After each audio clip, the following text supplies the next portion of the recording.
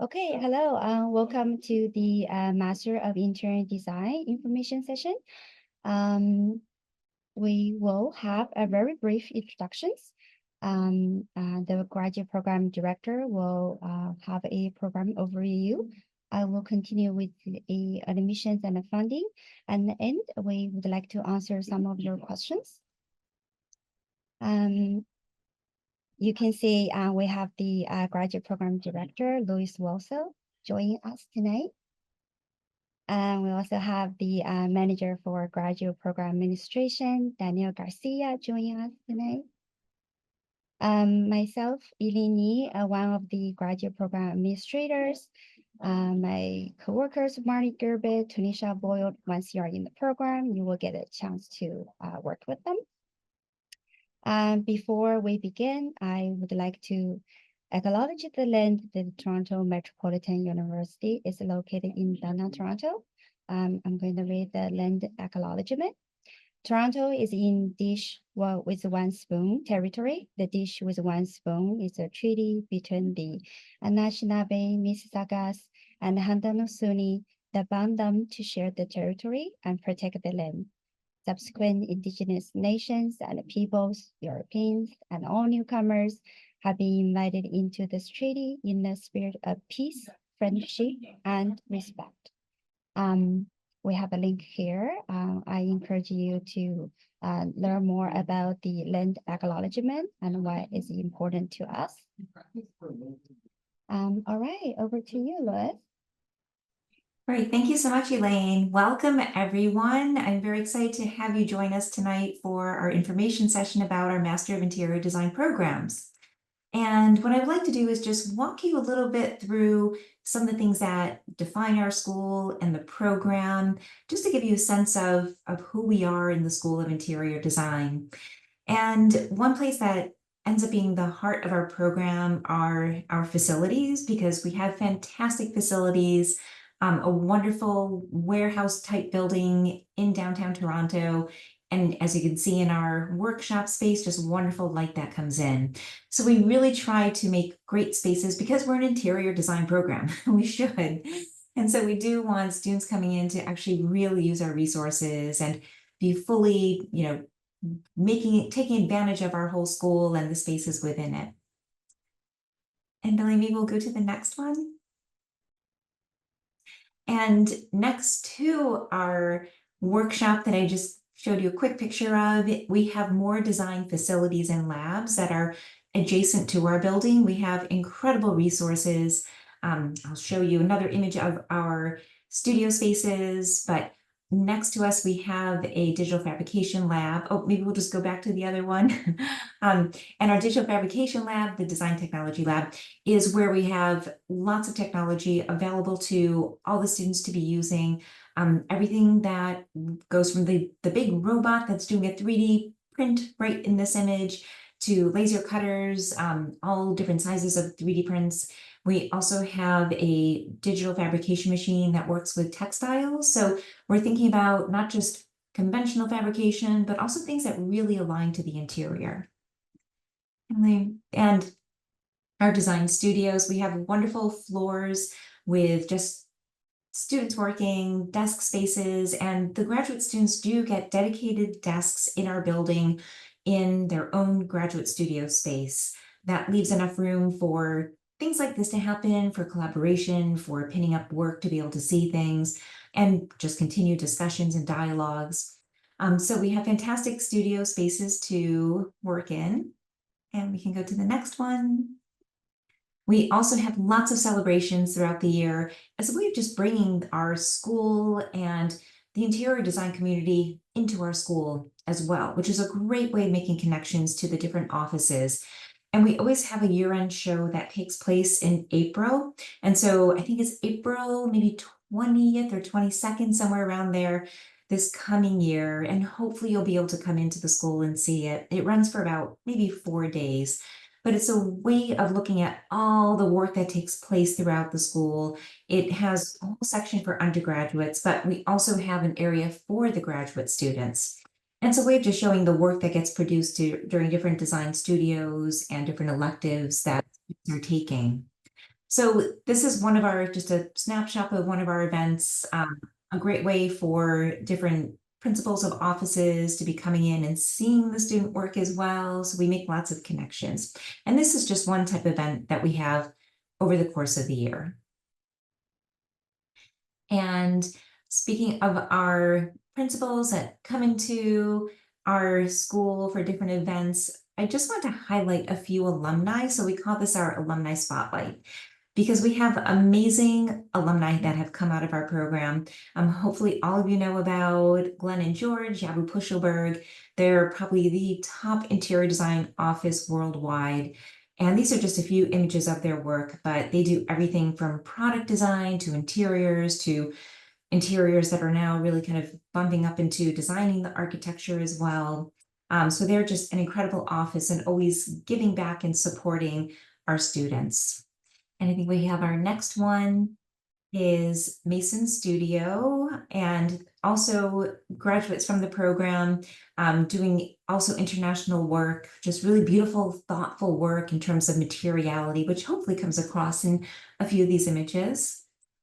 And in our next one is Bertie Fielek, also doing international projects, a lot of retail, kind of very large department stores.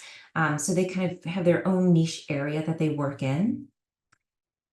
And from there, we also have some work from our recent graduate students from our one-year post-professional program, where just want to show an example here of a student who was working and questioning how AI is being used in the space of interiors. So she was working with designing things through AI, but then testing it by making objects in the real world in our ceramic studio. So it's been a really nice dialogue between things that are physical objects in our space to the digital world and how AI is in some ways informing and changing the discipline. And in our next one, a few more images from student work and looking at all different types of programs. One is looking at communal housing on the left and a student focusing on a kitchen area, what it means to bring people together in housing and shared spaces. Another one was a prototype for a new type of school, one that really allows students to work through creativity as a way of learning. And in our next one. So here I'm going to jump in with just a little bit of information about our curriculum, starting off with our post-professional one-year program, and then I'll move into the new two-year first professional program. And so our post-professional, we're now in the second year of running our one-year program. And this is for students that already have an interior design background. And it's 3 semesters. It goes fall, winter, spring, summer. There's design research seminars that take place in the fall and winter, along with a whole selection of graduate electives that students can choose from. And throughout the whole year, there's something that we call the creative project, which culminates in a final project in the spring summer term. That's also guided by a faculty supervisor and a second reader, so that way you're always getting one-on-one contact and information and feedback. So you're always developing a project that you want to pursue, something that you're curious about, that you've had an interest in, and this gives you a full year to be able to develop that project. And then going into our curriculum for the two-year program, we have year 1 and year 2, and all of this information is on our website. So I won't go into a description of every course unless you're interested, and then when we have time for questions, I can help answer those. But the one-year program and the two-year program, year 2 is similar to the one I just showed you. So that's where there's a bit of crossover that starts happening and in jumping into that second year. But year 1 is all about preparing you to be able to enter into a rigorous design program. The design studio is really the heart of the program. That's where you work through all different types of design projects, mostly starting off with small ones, small space maybe for an individual, and then it increases in scale and gets more complex. And with that, we also tie in more information that you need from the construction side, technology side, understanding all the different elements that make up a space, materiality, lighting, color. So all of those get integrated into these 3 studios. And at the same time, there's complementary courses such as understanding history of interior design, psychology and design, which is also really important in knowing how people use interior spaces. And then we have a professional study that helps prepare you for going into an internship the following spring, summer. And then that's one of the differences between the 1 year to the 2 years, that we do have an internship as part of the program, and that's really meant to help all of you get experience so that way you can have work built up on your resume. And from there, we have for the 2-year program, we do have prerequisite courses because we have to make sure that you'll succeed in the program. And so it means having a foundation that you can show, that we can see that fits all the different requirements, so that way you can jump right into the fall term and be able to take off with the design projects. So we offer a summer intensive course, which is 2 foundation courses. And as noted here, for applicants that are admitted, this will be notified to you in the offer of admission if you need to take these courses. For example, if your portfolio that you submitted does not represent the foundation that's needed, then these courses are needed. Right now, we're planning for them to be about 3 weeks that happen just before the start of the fall semester. So for some reason, you need to move to Toronto, and we just want to make it a bit compact so that way it all happens at the same time, and then you segue right into the fall semester. So we'll be providing more information about these once we get the exact date set up. And I think, Elaine, do I hand it back to you? Yes, thank you, Lois. All right, and so I'm gonna continue with the admissions and the funding information. To begin with, I'd like to mention about Yale School of Graduate and Postdoctoral Studies, shortly in YSGPS. Some of you might familiar with the website already. It has tons of information. YSGPS oversees all the graduate programs at the university, that including administration, admissions, promotions, marketing, scholarships, and funding, and much more. So I encourage you to check out the website if you haven't done so. If you have any questions, general questions, for example, related to unofficial transcripts or English language proficiency or application portal related questions, you can reach out to grad admission and grad help at torontomu.ca. If you have program specific question about the curriculum, research project, or non-academic requirements about portfolio, statement of interest, feel free to reach out to the program email, mid@torontomu.ca. Let's talk about application deadlines. For domestic, we have January 2025 as the first consideration deadline. And if you submit a computer application by this day, we will review application shortly after this. And we are aiming to issue out the first batch of offers sometimes end of February or early March. The application portal will remain open after January 20, and we will continue review applications on a rolling basis until the program is full. The advantages of submitting a computer application by January 20 is if you are eligible for certain scholarship competition, you are able to include your admissions application for competition. For international applicants, we do have a priority consideration deadline that is December 1st, next week. If you submitted a computer application by this day, we are going to prioritize your applications, and we will review applications right after December 1st, and we are aiming to issue out offers in the third week of December, just before the Christmas break. Application portal will remain open until the January 20, or if the program is still has seats, and we will remain the application portal open and until the program is full. That means we might close the application portal earlier than March 15, depending on the availability of the seats in the program.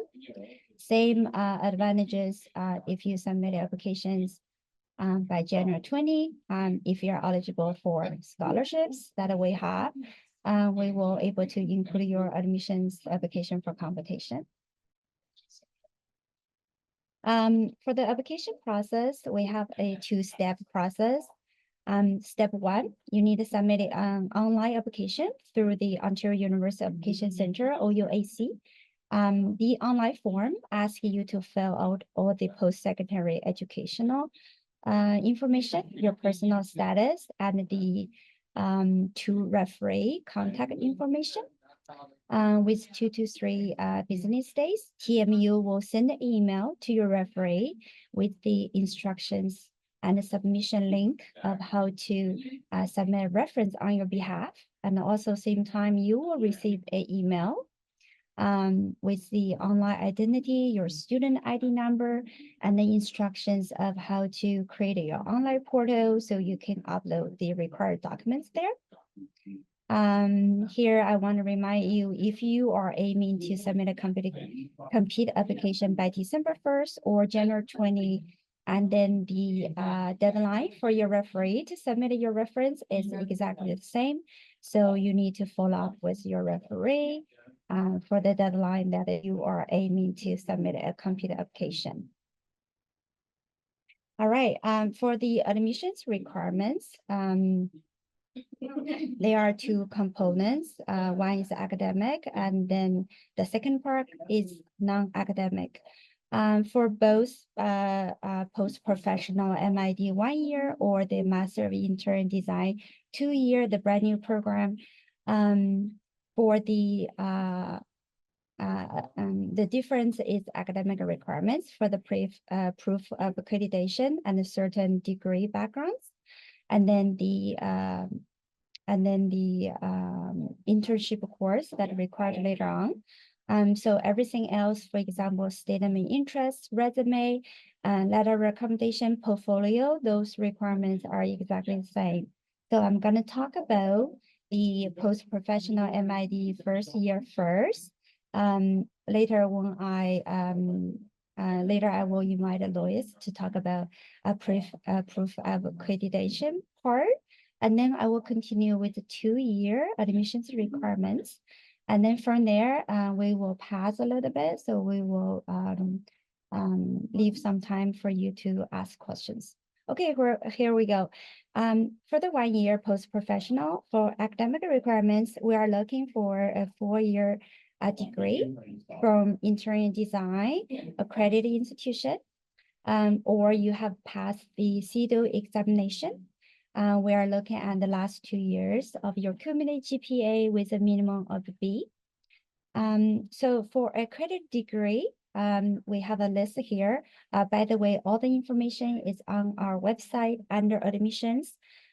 So you can always refer back to our website for the detailed information. For the accepted degrees, for example, Bachelor of Interior Design or Bachelor of Fine Arts in Interior Design, or Bachelor of Arts, or Bachelor of Design, or Bachelor of Science, Interior Design, or if you are from Bachelor of Interior Architecture, or accredited Bachelor of Architecture. And then if you are from a Bachelor of Environmental Design, but the degree has must have emphasized in interiors. So those are the example of the accepted degrees that for this program. For the non-academic requirements, for the state of interest, it's like important cover letter, about 500 to 1,000 words. We want to learn more about you, why you want to take the program, what's your motivation, what kind of area of emphasis you want to pursue when you're in the program, how your previous studies and or any experience prepare you to succeed in the program. And we also want to know what do you want to do after you graduate from the program. So as much information as possible in here. Along with that, we want to see a resume, highlight all your previous studies, post-secondary, and your relevant experience, any creative practice, achievements, awards, anything that related to the program. For the two letter of recommendation, we want to see two academic. However, for some reasons, if you cannot reach out to your previous professors or supervisors, you can substitute one with professional. We want to remind you, we want to see an academic reference, which means we want to learn more about your academic skills, your reading skills, research skills, critical thinking, analytical thinking skills, for example. So you can provide as much information, for example, provide your statement of interest, your resume, and talk about the project you want to work when you're in the program, or what do you want to do once you graduate with your referee. Have a coffee chat with them, provide those information so to help them to know more about the program and what do you want to do, refresh their memories about the project that you did with them before, so they can provide you a better, strong reference. For the portfolio, we are looking at 10 to 15 pages of design or any design related work. You can include in any professional work experience, office projects. If the work is a teamwork from the professional projects or academic work, you must identify the role of scope of the work that you contribute to the project. Of course, you need to complete the statement of authorship form, and along with that, attach to your project in one PDF file. If you are providing a URL to your design or your project, be sure to make sure it's public. If it's private, provide a password. Make sure your URL is a full URL link. If it's not clickable, we're able to copy paste to the search engine and to see your review your portfolio. All right, so this is a proof accreditation. I'm gonna pass here. I'm gonna invite Lois to talk about this part. Great, thank you, Elaine. So for the post-professional one-year program, the reason we have a proof of accreditation is because students that enter into it, it's meant to be post-professional. So typically, if one goes through an undergraduate program, that's a 4-year Bachelor of Interior Design, they've gone through all the hoops for accreditation, and we follow you can see here is CEDA, which is the Council for Interior Design Accreditation. And having a program that is CEDA accredited allows students to then pursue the NCIDQ exam, which is the professional licensure exam for North America. And so we're set up with undergraduates that can do that, but students coming in from outside, we need to make sure that you are prepared and have the background. And so there's a few different pathways to that. It could also include having, as Elaine was mentioning, different degrees that also are eligible. And we work with our local or with our provincial organization, ARIDO. I won't go through all the long names of each of them, but basically we just want to make sure that students that enter into the program have fulfilled all the requirements needed so that way if they want to pursue licensure, they can, but knowing that this degree will not fulfill it, and that this is a post-professional degree that's meant to be somebody who can build upon the knowledge they already have and take that further through doing graduate work. And in our next slide, we have actually the next few slides will show you essentially the same information, but in 2 different ways. And we wanted to do this just to be able to show pathways to show that you are eligible to go into the 1-year MID post-professional program. So this flow chart starts at the top and then goes into 3 different directions, but then also branches off into another spot. But what essentially does is it looks at 3 different scenarios, which we find everyone kind of fits into one of them. The first one is someone coming from a CETA accredited program. That's where all those requirements are met. And we have a link also that is on our website that goes to the CETA website. So you can see what we're trying to achieve, making sure graduates know everything about health, safety, welfare, contracts, like all these big picture things that one should know how to do when they finish a program. The other one is someone who graduates from a program in the US, but it's not a CETA accredited program. And CETA, once again, covers North America. So in some cases, the US is a little different, where they do have some programs that are accredited by the state, but there's still professional degrees that allow someone to take the NCIDQ exam. So that's a second example. The third version is kind of everyone else, maybe coming from a different location, all the other possible scenarios we can think of. And in that case, we asked for proof that your degree fulfills the requirements for professional licensure in whatever location you're in, but also knowing that this program will not fulfill it for you to be able to take the exam in Ontario. So we just want to make sure everybody's very clear about that. And in the next slide, what we have is a proof of accreditation supplemental form. And this is also available, which Elaine is taking you to right now. And the top part is just general information, your name, degree, field of study, all of these areas.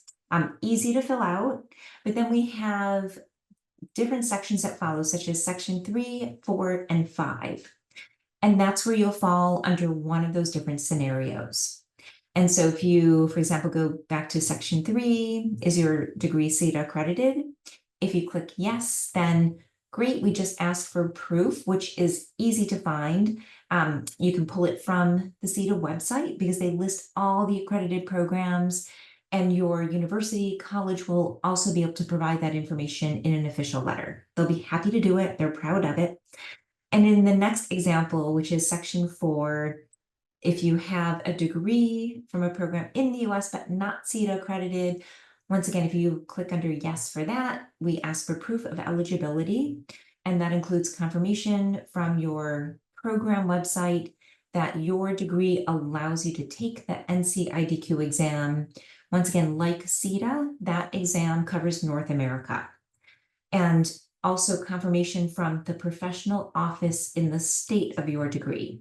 A lot of the professional offices have a website. It lists all the programs that they have approved as professional programs. So all of it is right there as well. And then if you don't fall under one of those two, then section 5, all other degree programs. And in this one, if you click yes, then these are the things that you need to show, which you will submit as a PDF. All of these parts will get submitted as a PDF. But you need to show proof of eligibility to take the professional exam of your home country. That could be shown by confirmation from your university or college degree program, from their website, from confirmation from a professional office in the region or country of your degree granting program. A lot of them will also have that information. So those are the things that we're looking for if you fall outside of the previous two. And it's just knowing that if you do your degree here, you can still go back if you want to your country and take your exam or pursue practice with your new degree that is now an advanced degree. So we just want to make sure that we're covering all the bases that you are as well. And so we do have this last part that if you do select no, that means that you don't meet the accreditation eligibility, but that's where you should be looking at the 2-year program. So it segues into the 2-year program where you get all of that foundation. We do have an acknowledgement, which is important to know that it means that when you sign this, you acknowledge that the 1-year post-professional MID program is not CETA accredited. Therefore, it will not make you eligible to take the NCIDQ exam in Toronto, or in Ontario, I should say. So there's a little bit more in there, but this form is also available to you on the website. and that will provide more information. One thing I will also add is our 2-year program is new. It's a brand new program. We do not have CETA accreditation for it yet, but that's because CETA will only look at a program once they've had 2 years of graduates come through. But the program is designed to meet all of the CETA accreditation pieces needed. And if you do plan on pursuing licensure in Ontario, the provincial board that oversees it, called, once again, OREDO, I know it's a lot of bits and pieces, but they know that we have this program set up and they have an alternative pathway. And so they'll be able to review your transcript, review all the information. We'll be providing a letter saying you've met all the pieces that would meet CETA accreditation. And so that way it would be a way of moving into taking the exam. So just want to provide that so you have a little bit of background about that, and glad to answer questions. Let's see, Elaine, I'll see where we should move into things next. Thank you, Lois. Maybe I will just go through quickly with the admission requirements for 2 years, because essentially the difference is just no proof of accreditation with the academic requirements. And then we pause there, and then we will take some of their admission related questions. All right, okay. For the MID 2 years, we mentioned earlier, the only difference is we don't have the proof of accreditation piece. So if you graduate from any degree, from any discipline, with the last 2 years of the cumulative GPA with a minimum B, then you meet the academic requirements. For the non-academic requirements, it's the same. We have a statement interest that's exactly the same as the post-professional. We want to learn more about you. And then same as the resume, highlight all the studies, experience, all related achievements, activities about the program. And then same for the reference, we ask it two. You can submit one professional. So that's the same information we have there. And then for the portfolio, little bit detailed here. Same, we ask for 10 to 15 pages of design related work. You want to able to show that your creativity, imagination, your skill set, your innovation skills in thinking and making, your design related work should be analog or also digital, and a mix of 2 and 3 dimensions. If you have, so each project, you need to have both graphically organized and also have a concise written description of each project, including any prior experience for your professional projects, of course. Same if you submitted any team project or team academic work, you need to identify the role and the scope of the work of the contribution that you contribute to the teamwork. Of course, you need to include a statement of authorship form when you submit your portfolio. Same notes about the URL, clickable full URL also always, and with a password if private. On the application portal, you can only, for the portfolio, you can only submit one file there. So you have to combine the statement of authorship form with your portfolio together as one PDF file. That's also including any description that you have, combine them into one PDF file and submit there. All right, so I'm gonna go back there, pause here, and then we are gonna answer some of the questions.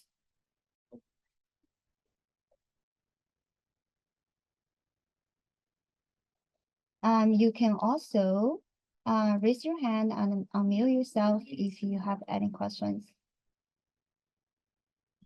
Are you? No,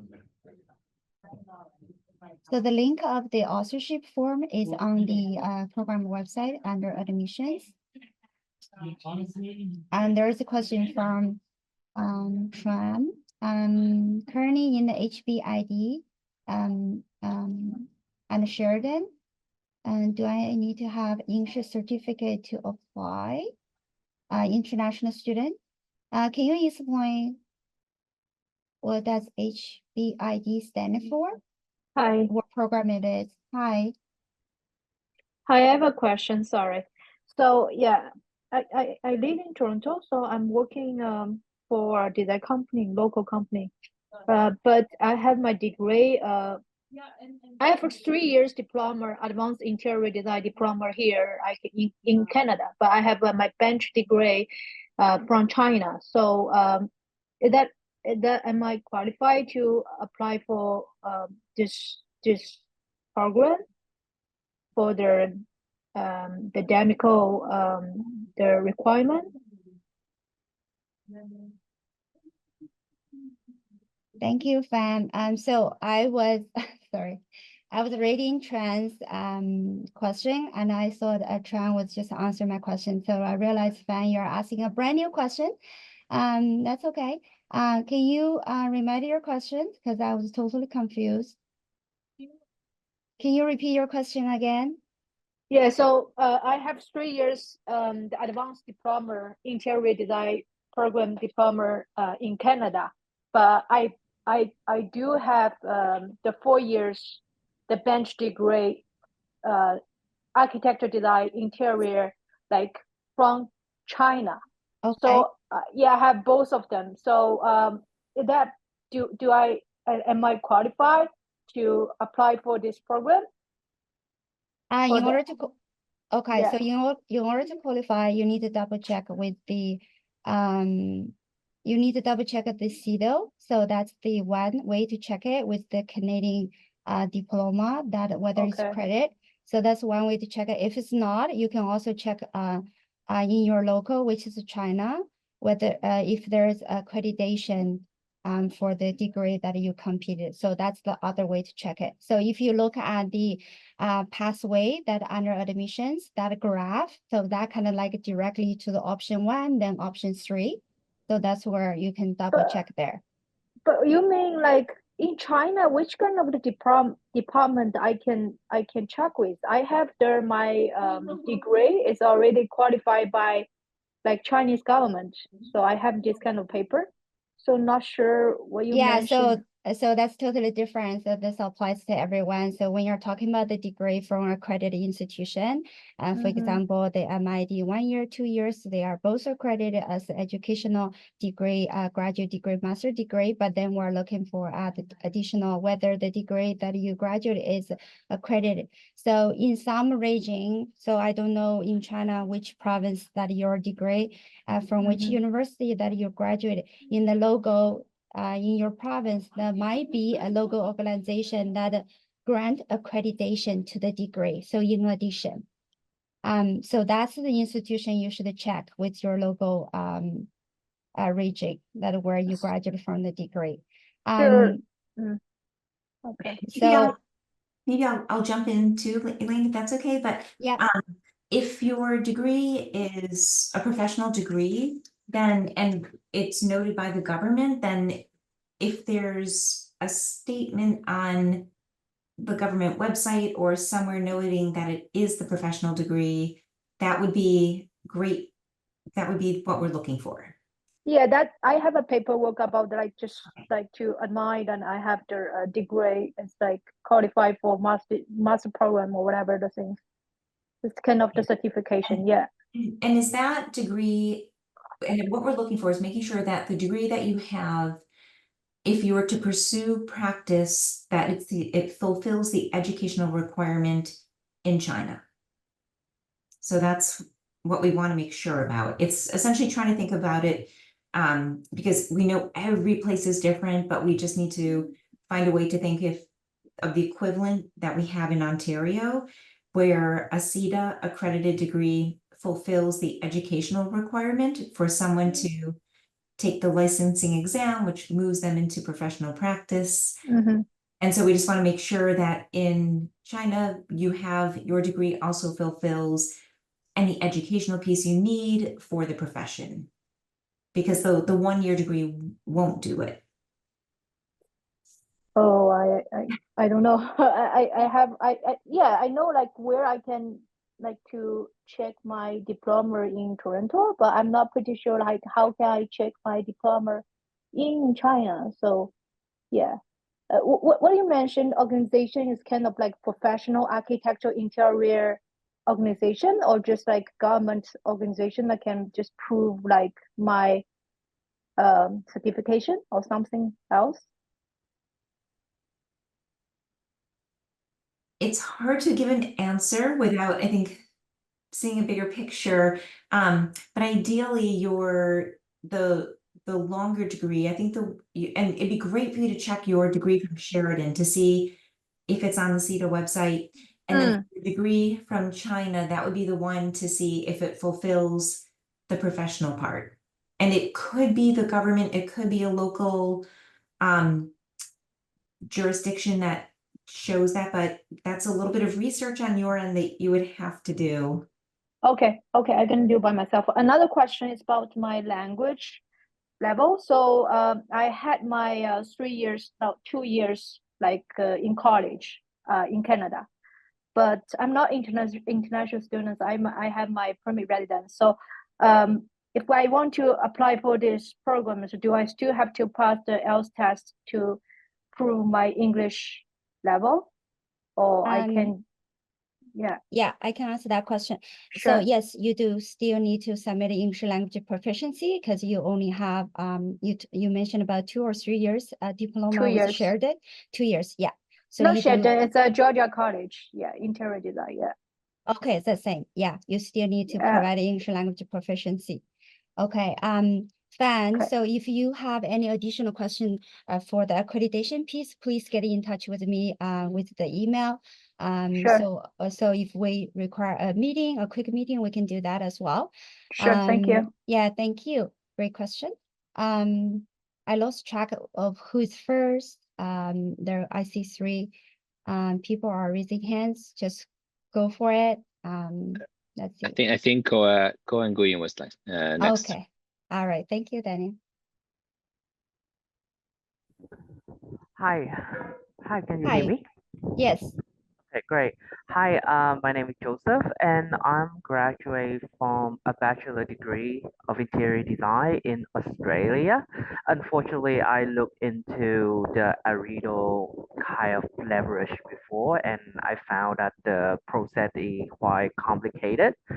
So my question is that, considering my background in a 4-year degree in design in Australia, which is a English-speaking country, going to the 2 years Master of Interior Design, do I eligible to sit for the NCQID, the national exam? Sorry, I'm not really familiar with the term. Yeah, I just want to know if after the 2 years, it will prepare me to adapt to the standard of North America, because what we study down there is quite different with what the North America education system is. Yeah, so that's what my first question. Thank you. Louis, you want to take this one? Yeah, so I'll take this one. So thank you for your question. That's a great one. And the 2-year program is set up to follow all of the practices that one needs to work in Ontario, which is also similar to other provinces, but we're tied to Ontario since that's where we're located. And so the program is set up to meet all of the expectations that they look for, which to them, the degree is always a CETA accredited degree, the CIDA. And with that kind of degree, they always just, they can automatically know, oh, this person has the educational piece that fulfills the ability to take the NCIDQ exam. So, but as I mentioned earlier, we won't have CETA accreditation until after 2 years of the program running. And that's just the way that CETA works, is that they need to see a body of work built up that students produce. But we will then be submitting it to them to get our accreditation. And we already have a 4-year undergraduate program that's accredited, and we've had it, I think, since 1970s. So they know that we're a very solid school, that we've always had our accreditation. We've always met all the standards. And what Aredo has, the provincial professional organization, they have this thing called a separate pathway to licensure. So for example, someone who has a Bachelor of Architecture but no interior design degree, what they will do is look at their experiences. They'll look at their degree, portfolio, where they've practiced, a resume, and they'll say, okay, is this person prepared to take the NCIDQ exam? And so that's one way they look at it. With you coming from a 4-year interior design program, and then also having graduate work with interior design, and if it's in the 2-year program, that is designed to meet CETA accreditation, they would see the bulk of what you've been doing has all been focused on interiors. So we are encouraging people to contact Aredo as well if they have questions about that alternative pathway. And so that's what it can be found as, is the alternative pathway. And that's how a lot of people just kind of who have interiors background, but might be coupled with architecture, are moving through it that way. But our 2-year program is planned to then become CETA accredited after the first 2 years. So I hope that helps answer the question. It does really helpful. I think one of my big considerations is that the information about the detail of each of the course that the student will take in the 2-year degree, I kind of look at it quite short, because for example, like the first term, it's only 2 subjects, and it only 3 term in 1 year. So it only 6 subjects, and I'm just like a little bit hesitant whether it will provide enough foundation for foreign trained students to absorb whatever it is that needed for North America, Yeah. interior design education. That's what will cross in my mind. That is such a great question. Yeah, no, that's such a great question and observation to have. And one of the things that we don't have listed on that curriculum is the number of hours that are tied to the courses. So the 3 studios, they meet 9 hours a week. So it's a bit like having 2 to 3 courses that are included in that one studio course. So for example, 6 hours of it might be just about the design project, but 3 hours will be all about electrical, mechanical systems, kind of all of the technical side. Another 3 hours will be a combination of color, lighting, codes, construction. So we're really using that 9 hours and thinking about how it's really a group or collection of courses. That's really fantastic. I have one last question. I believe that it will relate to many other students too. So I'm particularly really interested in academia and kind of like a teaching position. Not only to teach in Canada, but also across the world, because um, it's growing the demand for interior design education. I just wondering if the 2-year program will lead to the opportunity for education, from the education positions inside of Ontario as well as globally. What your insights about it? Thank you. Yeah, so we're hoping that both the programs, both the 1-year and the 2-year program, will lead graduates into all different areas. And one of the areas that we do know is really needed right now is interior design educators. It's been filled by lots of other disciplines, but we need to make sure that it's the interior designers that are going back and teaching. So that's one of the things that we're really hoping will happen. And part of the way that we're doing that is also having teaching assistant opportunities. So that way, someone who's coming in through the program gets experience also teaching, learning what it's like to work alongside a faculty member in setting up a course and working through the content of that course. So we're trying to build some of that in within the program for those opportunities for students. The same thing with research assistants, wanting students to be able to have all those opportunities.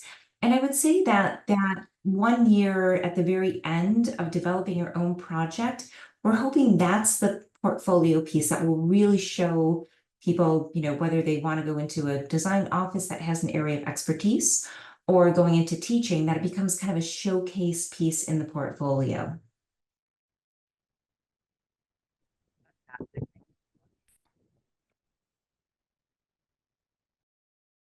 Thank you. Great questions.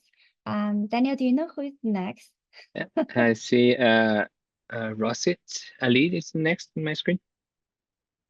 Razi, go ahead. Thank you. Hello, my name is Razat, and I hold a bachelor's degree of interior design from Dubai. I just do have a quick questions regarding the accreditation in CEDA. So when I checked on the CEDA website, my university wasn't on the list in United Arab Emirates. But on my bachelor's certificate itself, it does have the stamp or the electronical stamp from the Ministry of Education, which says it is accredited in United Arab Emirates. So may I know if it is accepted or not?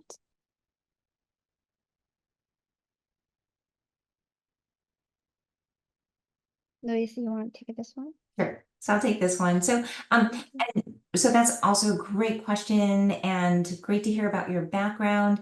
And just so I make sure I heard everything right. So your degree, it's not CETA accredited, but it is accredited through, so your university has a stamp that says it's accredited. Is that correct? Okay, and so if that is the pathway, then one thing to follow up with your university is if for them, if accreditation means that you would then be able to practice professionally in your home. So in your place of, where you might work, or if you ever decide to pursue professional practice, that your degree sets you up for that. And so that way you would then move into the 1-year MID program because you would have fulfilled that accreditation piece. So does that help make sense? So I am searching for a terminal degree. Would the 1 year be considered as a terminal degree? Yes. So so in general, the Master of Interior Design is the terminal degree for interior design. So that is the terminal degree. It's the degree that everyone can go into and start teaching with. If you're interested in teaching, that is the degree. Some places are now starting to look for PhDs, but the Master of Interior Design is currently the terminal degree for the discipline. Yes, this is actually one of the main reasons why I'm enrolling into master's, because I actually want to be a professor.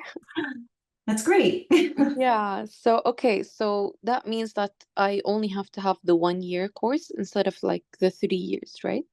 Right, as long as you can show us the documentation in that supplemental form that shows your home university meets professional accreditation for where your degree is from. We just need to make sure that all those parts are completed. And that would be, when you look at the proof of accreditation form, it's in section 5. And that's where you need confirmation from your home program that you're eligible to take the professional exam if you have one there, or for the professional office in your region that your degree fulfills any of the professional pieces. Okay, so it's technically like an electronical stamp, like a QR code from the Ministry of Education on my bachelor's certificate. Right, and that might come from your university as a way of showing that they're accredited, but it's just making sure that the accreditation is tied back to the professional part. Mm-hmm. Okay, thank you very much. I do have one more question. It's going to be regarding uh the uh, the English proficiency. So I've like all my educational years are like were in English. So does that mean that I do have to have the English test like proficiency or? No, so I will answer that question. So you are, so if you have 2 years of the university post-secondary education, that primary instruction of the teaching is in English, you are exempt from that.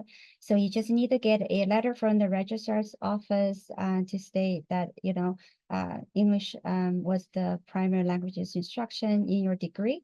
And you upload that to the English language proficiency section, and that's it.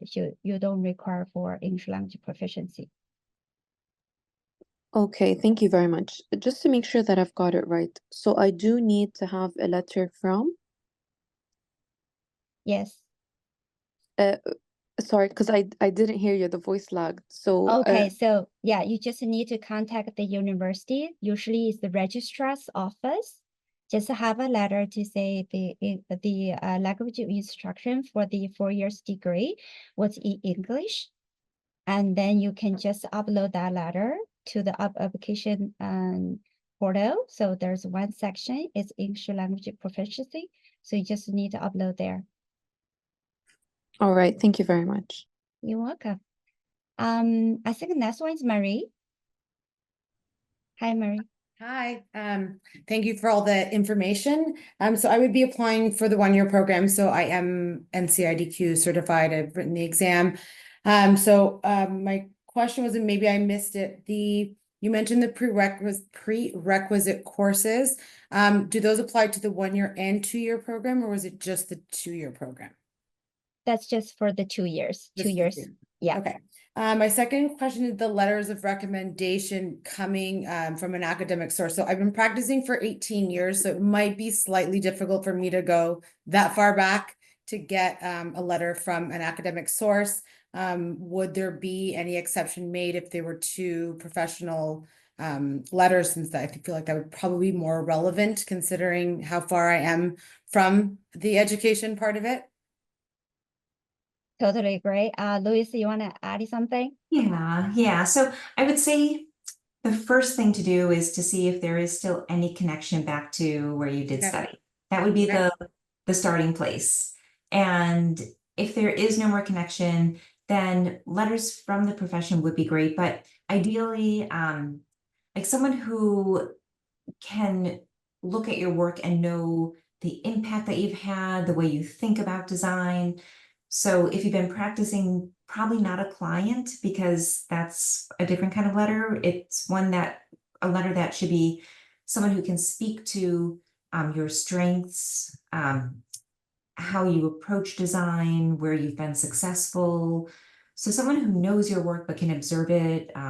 So I don't know if you're sole practitioner or work in an office, but it could be someone like a principal in an office who could be able to write a letter that could speak about your work, or even from a previous office, if there was a principal that you worked with, Okay. that would be great. Or if So is you, that something that, I was in a firm, I practiced in a firm for 12 years. I'm currently now working for developers. I'm actually client side, no longer consultant side. So slightly different, role. So if I wanted to reach out to somebody, would I send an email to this, like the email of the MID for if that was like a specific question of like, is this the right person to get a reference letter from before I go and approach this person? Like, would they be able to sort of guide me if I could explain the relationship and then, yeah. I think that would help. Yes. Okay. It would definitely help to be able to make sure you're getting the right kind of person. The other thing I would also think about is in your past practices, however you practiced, if there's anyone, a lot of the times practitioners also teach part-time. And if you worked with anyone in that role, they might also be able to have a good sensibility of how to write a letter for you. Okay. Okay. And then last question was just regarding the applications. I think you'd mentioned that, the application process stays open until seats are filled. How many seats are there that are going to be filled? Is it a set number? Does it change? And just sort of an idea of how many successful applicants there would be. So Elaine, I'll take this one too, but correct me if I get anything wrong. So for the 1-year program, we're looking at about 4 to 6. Okay. But that number might change. Maybe it might go up just 1 or 2 more seats, but for the 1 year is much smaller because the 2-year program is the one that's the bigger program. Right. Yeah, so hopefully that gives you a little bit of a guideline. Okay. Yeah, That's it. Thank you for answering my questions. great, thank you. Thank you. Those are great questions. Thank you, Lois. We have a lot of questions in the chat, and thank you, Daniel, for answering them. If we miss your questions, you can retype that question in the chat. And I just want to go through the funding information, and then we can take your questions again. Okay, so for the funding, for the both programs, we have admissions awards. It means that you don't need to apply. It based on your admissions application. We have Toronto Metropolitan Graduate Fellowship, TMGF, value from 2,000 to 6,000. This is for domestic applicants. We also have Toronto Metropolitan Graduate Development Award, TMGDA. Same value. This is for international applicants. We also have one Ontario Graduate Fellowship, OGF, that is 12,000 for 1 academic year for 1 top domestic candidate. We also have program awards. Once you are in the program, when the awards application portal are open, we will email you to notify to apply. We have internal funding. It's called a Bridging Device Entrance Scholarship. This one is offers stipends to full-time master or also PhD students. It's really rely on the research topic. So if your research topic, it falls under the 4 research themes, and then you might reward to for domestic up to 20,000 per year. For international, it's up to 30,000 per year. This scholarship is this stipend is renewable for 2 years. Of course, it's subject to annual review of your progress or availability of the funds. So the application deadline is April 1st, 2025, for incoming students. So it's a great internal scholarship. So I encourage you to check out the research things. They have research topic, and then there also current research going on with the details there, so you can learn more about the Bridging Device Scholarship. We also have external funding, 2 big ones. The first one is Ontario Graduate Scholarship, OGS, also the Toronto Med Graduate Scholarship, TMGS. It's 15,000 for 1 academic year. In order to be eligible, you need to have A- in each year of your last 2 years to be eligible. So if you applied by the January 20 first consideration deadline, we are able to include your admissions application for competition. If you are eligible, we will reach out to you sometime end of February or early March, and then we will include your admission application for competition. For the second one is Social Sciences and Humanities Research Council Canada Graduate Scholarship, shortly in SHRC. This one is 27,000 for 1 academic year, same eligibility. The deadline is coming up. It's just next week, December 1st. You do need to apply by yourself. For both scholarships here that I just mentioned, for the MID 2 years, in your second year, we will double check your cumulative GPA in each year in your last 2 years. If you are eligible, we will reach out to you, and then you can apply. We also have some workshop on campus that can assist you in the application process and how to have a strong research paper when you submit an application. We also have other funding and opportunities. For example, on the YSGPS website, we have tons of scholarships and fundings awards, and also external funding that is in alphabetical order.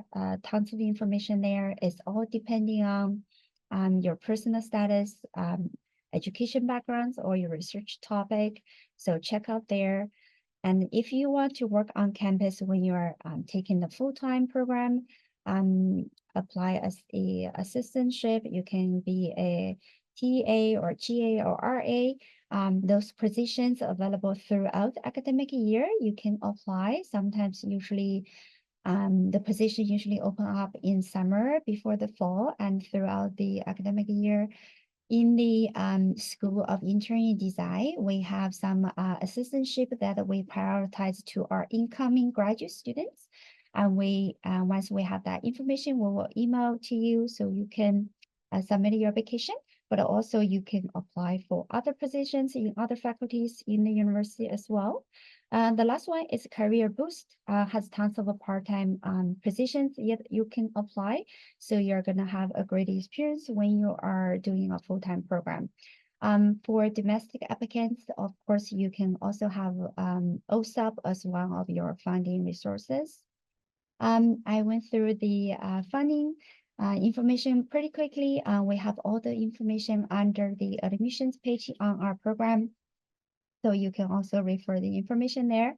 If you have follow-up questions, you can always reach out to the program email MID, or if you have specific questions about the curriculum research project, you can portfolio, for example, you can reach out directly to Lois as well. I'm going to stop share so we can see each other and then we can continue answer some of your questions. Just kindly resend your questions again in the chat. If we didn't answer your question or miss your question,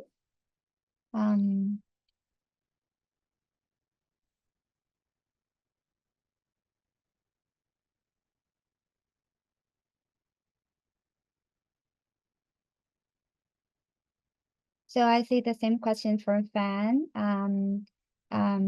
For the CEDO, so if you have organization in your region where you graduated, you could double check with there. If not, then unfortunately, you're not qualified to apply for the post-professional 1 year, but however, you are qualified to apply for the MID Master in Interior Design 2 years.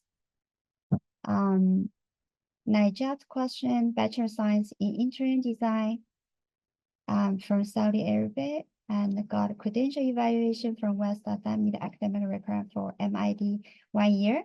So MID 1 year, we mentioned earlier that you need to have proof of accreditation. So you can check in your region where there's accreditation, whether your degree from Bachelor of Science in Interior Design is accredited, so you can provide that. So we will have the supplemental form of proof of accreditation linked to our admissions page on the website. So you can follow that pathway and to search for the accreditation piece. So if you your degree is accredited, you can prove that, then you are eligible to apply for the MID 1 year. And can I just add something to that, Elaine? Yes. And based on this question, they're mentioning WES. Just as a note, there's two different types of accreditation that maybe is getting confused a little bit in the question. So WES, basically what it does, WES accredits the university degrees as a university, basically. So it's saying, yes, this is a real degree kind of thing. We don't use that for purpose of admissions or anything. It's just basically saying there is a university granting a degree. That's what the WES, institution does.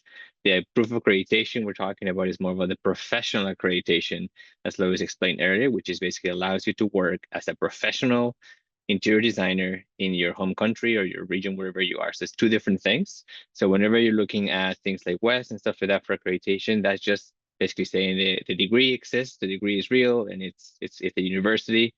Versus now it's proof of accreditation. It's more about based on that degree, you allow them to work professionally in the interior design industry. Hopefully that can help a little bit for that particular question, because I saw the WES was indication in there. Great, thank you, Danielle. Right. Also same for your degree. Every degree in a public funded university that is accredited by the Minister of Education. That's the same as every country. So do not confuse with that with the accreditation. Accreditation is a professional organization that's ensure that grant accreditation and governs the accreditation piece. So that's in addition to your accredited degree. So that's why when you check the CEDU website, you have certain degrees from certain colleges, universities in North America and some other countries that's accredited, but other degrees are not. Great. So I see Fan's question again. To answer your question, it's not because the college of university. So there are two components for the admission requirements. One is you need from a degree program for a specific degree that we mentioned. And also the second part is proof of accreditation. So hope that clear your confusion. Can you elaborate on the curriculum for the 2-year program? Hi, Lois. Sure, so I'm glad to do that. And for the 2-year program, as previously noted, we have in the fall 3 design studios, and it is a pretty intense program. In some ways, this program could really be seen as a 3-year program because we include spring and summer, but we're bringing it all together into 2 years. And the design studios, if you're ever familiar with a design studio, which may be a new concept because it's a very different way of teaching, but it's like having a studio space with an instructor who presents information, a program, site, plans that get developed through the design process. And each of the studios gets more and more complex in terms of the ideas being addressed, but relevant ideas, everything from accessibility to sustainability, kind of all the pressing items that are really important right now that designers should be looking at. And so those come into the different design projects. At the same time, we want students to have a whole range of projects that go into their portfolio upon graduation to show that you may have worked on something that is a housing project or retail or a community center. So they change, but it's meant to give you a whole set of experiences. And as previously mentioned, we have all of the technical parts that get integrated into the design studios, where we have experts coming in to convey information about structures, construction. So you can draw nice wall sections and show how everything is designed and constructed, but all the other parts that make up an interior from a technical side. And then history of interior design is really the big picture of the history of interior design, which one can say was a short discipline in a time frame or maybe a long one. But how psychology factors in as well is another course. And then, as mentioned previously, also professional study is one that is meant to prepare you for internship, but also understanding things like contracts, how to run a practice, just kind of all the parts that don't always go into a design studio, but are more the professional side.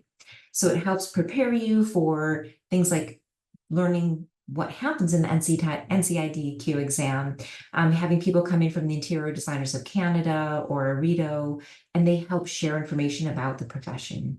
And then year 2 is the one where those seminars where in the first year you have history of interior design, but in year 2, the design research seminars, there's 2 of them, are the ones that go much more into, they still include history, but they start bringing in theory. And they also start having assignments that prepare you for the creative project. So they're meant to be there to help support the creative project, but also kind of really thinking more advanced at a theoretical level about interiors. There's different graduate electives that are taught across the creative school. And we also allow, if you find an elective that really supports your creative project and it's in a different place outside of the creative school, we can use that as a substitution. So it's about really taking those electives that support your work. And then in that last semester, there's also the internship where I think it's about, I would say it's like a solid month of working to get the practical experience. And that's so important as a way of being a professional experience rather than all the courses. But the creative project at the end is sort of the big presentation that takes place, kind of a very big celebratory day to show all the work that you've done in this one creative project. So I know that's just a bit of a sampling when it's a lot more, but we will have more descriptions available. I can't remember if we have them on the website right now, but they might also be a little brief, but hopefully it starts giving you a bit of a snippet of what happens in each of those courses. Thank you, Lois. Jessica, go ahead. Thank you. So I got here a bit late, so I don't know if you already covered this. If yes, you can tell me and I can watch the recording. But it's about the elective courses for the one-year program. I noticed they are detailed on the website, and I was wondering if you could share a bit more about the areas or topics they cover, and if they are a little more theoretical or practice-based. Yeah, so there's a whole set of electives, and I'm not sure which ones you might be looking at. I would have to look at them more specifically, but one of the things I've noticed is that a lot of our students are going outside of just the list that you're probably seeing on the website and taking ones that really align more with what they're interested in. So a popular one that students have been taking over the past 2 years is human-centered design, and that definitely goes more to the theoretical side, just thinking about how the body is centered and looking at all different ways of bringing design to support the body. So that's one way that we look at things.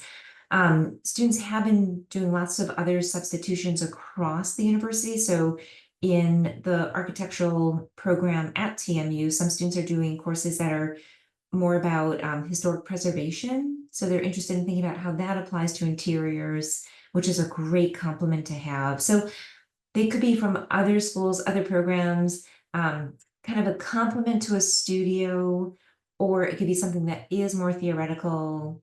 But the selection, as long as we can make sure you get into the courses and the instructors approve if it's outside of the creative school, and for the most part, they've all been approved. So I think they're delighted when graduate students go into these courses.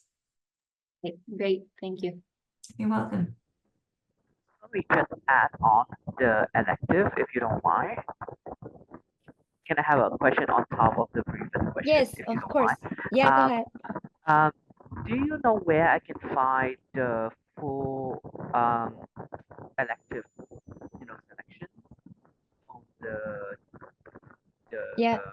that outside the creative school? Because the one link on the website it just go through the creative school, but I have a hard time to look for Okay. the entire. Okay, I was just actually typing that in the chat. Daniel, you want to add something? Thank you.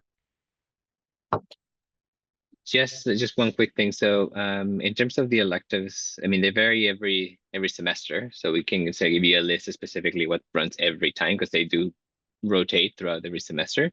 But basically, as Louis mentioned, not almost every course, but the majority of elective courses available within our faculty, we usually can almost all the time accept students in it. And that's pretty much any of the 11 other graduate programs we have. So it's a broad range of electives.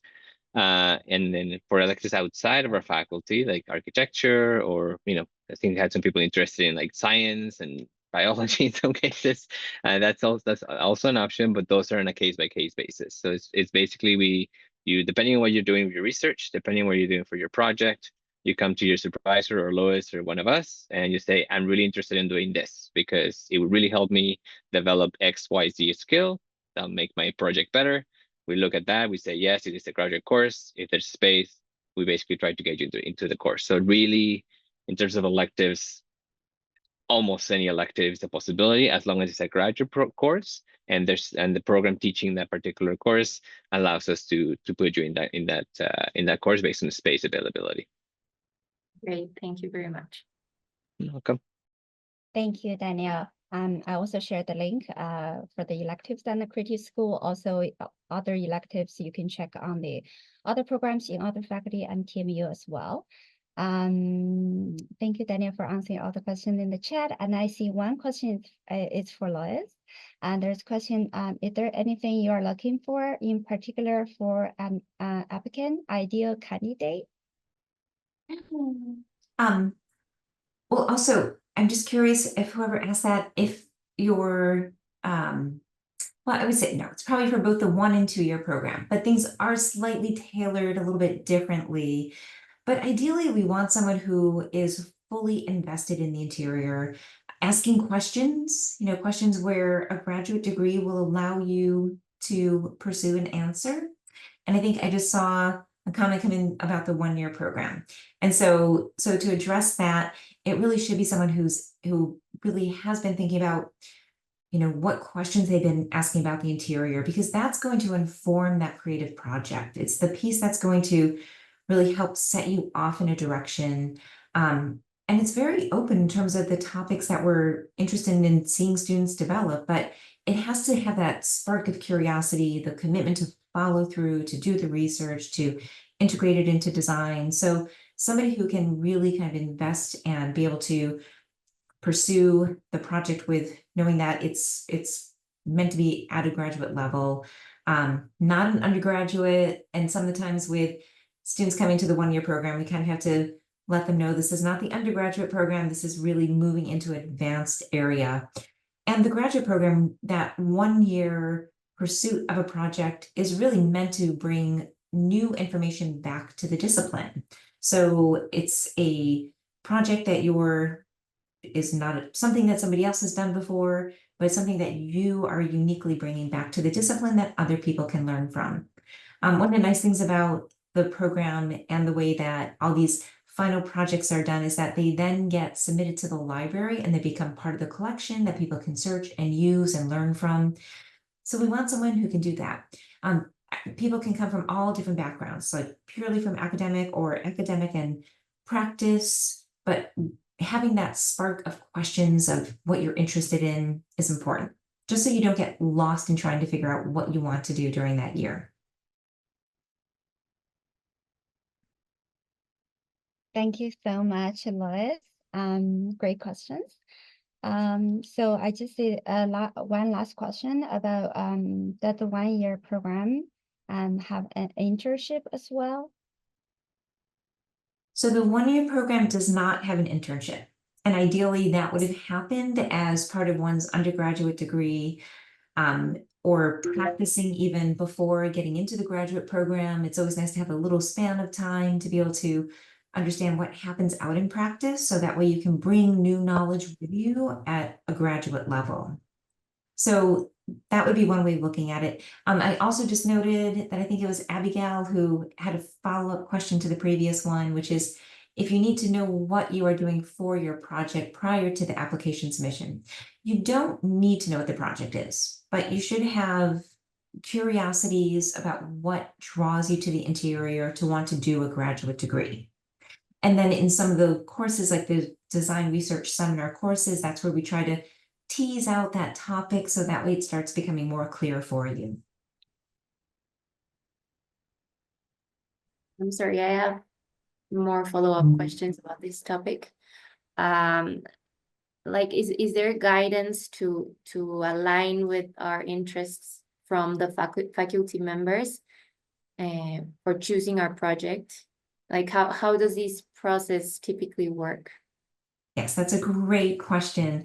And one thing that I always would encourage everybody to do is to go to our website, and in the School of Interior Design, in the About section, there's a People part, and that's where it lists all the full-time faculty.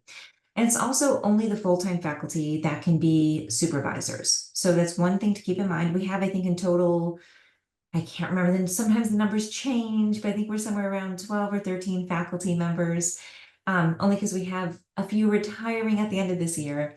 So it's great to look at the faculty to see what our areas of expertise are, because this is the group that will be acting as supervisors. So if somebody has an area of expertise or area of interest, but it doesn't necessarily show up in the faculty. The faculty can still be a supervisor, but it may not have as much of the exact knowledge that one is looking for. But then again, that's where the student does the research and builds up that knowledge. And faculty members offer guidance, say, look at this part, look at this part. So, but I think it's helpful to see the faculty. And then what we have students do is essentially fill out a form listing typically 1 to 5, like just to get the top 5 choices, who they would prefer to work with as their supervisor. And then we do our best to match up everyone with them, but it doesn't always happen that someone gets their first choice. So someone might get their second choice, third, fourth. That's the way it works. And part of that is just trying to make sure that one faculty member is not supervising 20 students, and that all the faculty are contributing back to the program, which ends up making it more interesting for everyone. So that's a little bit of the inside of how that works. Thank you very much. You're welcome. Great, thank you. Oh, okay, I just see one question. Given MID is not CETA certified yet, when it comes certified, we'll be able to see our program was? So you can say that you went through a program that, I would say the safe way of putting it is you went through a program that then received CETA accreditation, and your set of courses are the exact same that was taught to the CETA program. We have to still work through a few of the details with the CETA organization to see if they will grant CETA, like a CETA's, there's no stamp, so we don't use a stamp. It just goes on our website. And that would say that, these years, if they'll retroactively allow them to be CETA accredited, that's one of the pieces that we have to work with them to see if they will do that. But it would be the same set of courses, the same trajectory, pretty much all the same. And then I just saw another question come in, is the 1-year CETA certified? So the 1-year program, once again, is not CETA accredited. And that's the reason why we have the proof of accreditation that you would need to come in with. Great, great questions. A lot of great questions. Thank you very much. If you have any questions, follow-up questions, or if you work on your applications, you have questions, you can always reach out to the program email, mid@torontomu.ca. We also have the admissions Q&A session every Tuesday at 12 p.m. The Zoom link is on our website under admissions, so you can join that session, and I will be in the session answer any questions you have. If you're unable to join that, you can always send us an email. Thank you very much again for attending tonight's session, and look forward to receive some of your applications. Thank you everyone for joining.